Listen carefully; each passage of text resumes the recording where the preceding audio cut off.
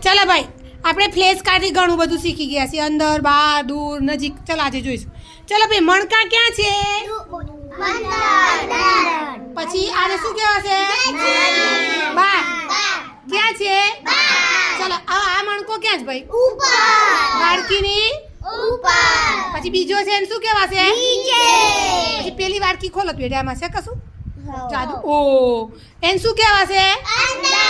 બીજા નીચે અને આ છે અને ચાલો હવે આ વાડકીથી કેવો છે મણકો